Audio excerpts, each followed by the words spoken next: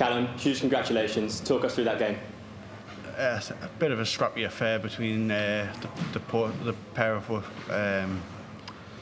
practicing. That was how I was practicing, to be fair. I'm just very fortunate to be through. It might not be one of your best performances on the A-Pally stage, but was this just more about getting through to round 2? Yeah, 100%. I've had butterflies since I woke up, but it's like I said in the other interview, he was trying to talk to us behind the stage, saying, how do you settle down? I'm not going to tell you how I settle down, lad. I want to win, but listen, I think the scoreline doesn't give him the credit he deserves, because he did play okay. And you're a 2-time quarter-finalist here. How much are you trying to replicate that, or maybe you can go one better this year? Yeah, you've got to look one better, haven't you? Like last year, I played superb, but then that was out of nowhere. But this year, it's like I said, just a game at a time. If I can win every game scrapping like that, I'll take it any day of the week. Best of luck. Thank you. Cheers. Cal, congratulations. Touched on last year, you were one of the players of the tournament last year. Did it give you a nice feeling coming back, seeing the Palace again, and just trying to visualise that again and get back in that mind space? Yeah, I mean, I don't watch a lot of darts when I'm home, and I have watched the first few events. I mean, last week I was bedbound ill for 3 days, so that's all I done was watch the darts, and it's not really like me, but it was good to get the feel of it again. This stage, you've produced your best stuff. How do you find that and replicate that throughout the year? Because we know the talent is within Callan Rydz, but we just don't see it enough apart from here. It's the best place to play well, isn't it? Like I say, on the tour, the Pro Tours are hard to get up for. I'm not a massive fan of Euro Tours at all. I've said that 4 or 5 times in interviews. But I need to get that out of my head, because the Euro Tours can get you into big events. And like I say, qualify for this a lot easier than what I've done.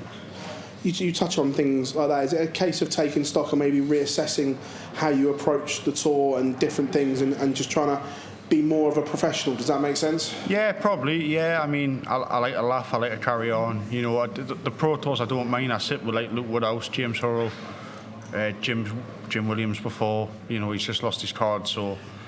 We have a great laugh on the Pro Tour. We all support each other, cheer each other on, go for meals. We do everything together. So, some Euro Tours, when there's just one of them, Luke or Jam, it is hard. But like I say, I do probably need to assess my ways of how I approach the tour. Yeah. Thank you.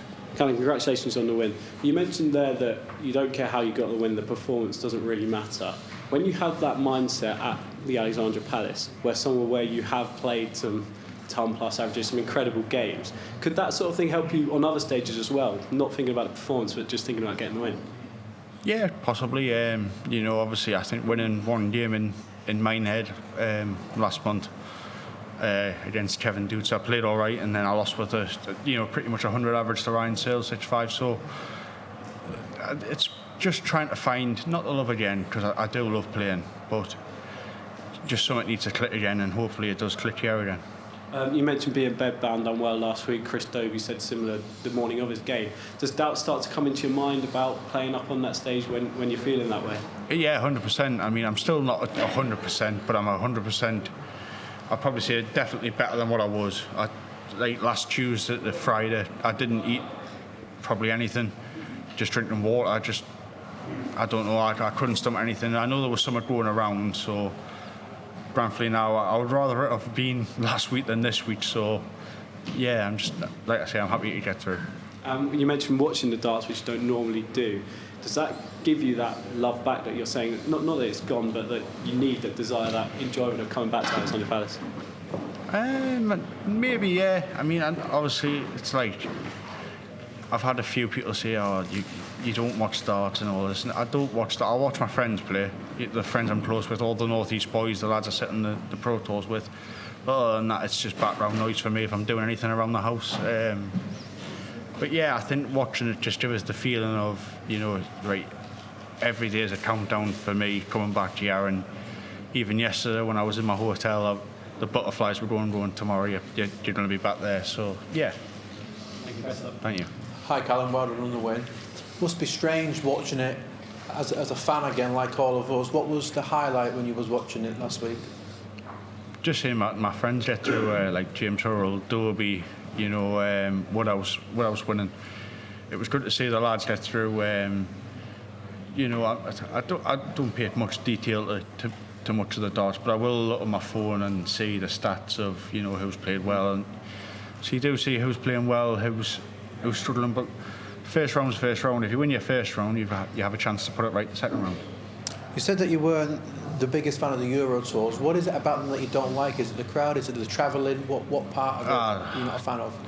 You go to some places, you're playing in front of 50 people on a Friday afternoon. Like, I can go to I used to play county for Northumberland. There was more there on a Sunday.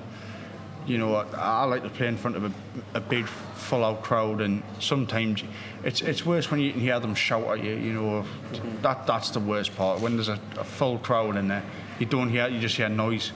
But when you've got the one voice that's just irritating, that's probably it.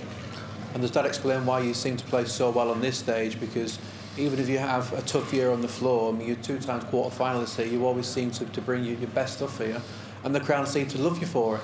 Yeah, I mean, I probably haven't my best year on tour, but I've been steady. I've played all right on the floor. You know, I've lost a lot of tight games, I've won a lot of tight games, and I've played all right. So I'm happy with how this year's been overall, and like I say, just a win here probably tops it off. Well done, Callan. Thank you. Cheers. Afternoon, Callan. You are a crowd favourite here as well. You know, sometimes lots of players struggle with the noise at Ali Pali and they can't play their own game, perhaps prefer the smaller crowds. You just said yourself just then, when you're playing in front of a place with 50 people, you don't like it. What is it about the bigger crowds that gets the best starts out of you compared to the smaller ones? I mean, if you can't get up for a place like this when the crowd's shouting, cheering on, singing away, then what are you doing playing darts?